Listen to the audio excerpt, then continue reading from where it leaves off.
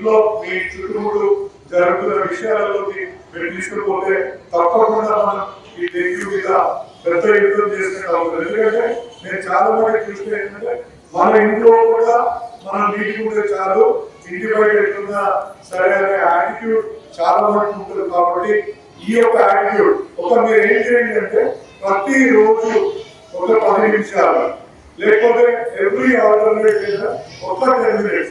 ఇప్పుడు మీరు ఫోన్ లో చాలా సేపు స్పెండ్ చేస్తారు కదా, చాటింగ్ చేసుకుంటూ ఫేస్బుక్ మీద ఇన్స్టాగ్రామ్ మీద. నాకు తెలిసి స్క్రీన్ టైం ఒక్కొక్కరి మీద మినిమం 1 hour ఎందుకంటే 2 hours 3 hours 1 hour screen time ఉంది కదా. స్క్రీన్ టైం ఐడియా ఉంది కదా, ఉందా వాయిస్ స్క్రీన్ టైం అంటే తెలుసు కదా.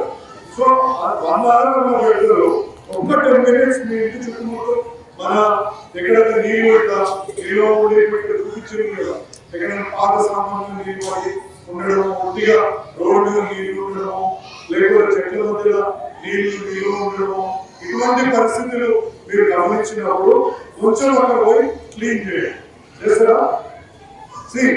ఇలా నేను మెట్రాలజీ ఆఫీసర్ ని కనుక్కుంటే మేడం ఏమంటుంటే, సార్ మన పెద్దవాళ్ళకి ఎంత చెప్పినా వాళ్ళు చేయొచ్చు.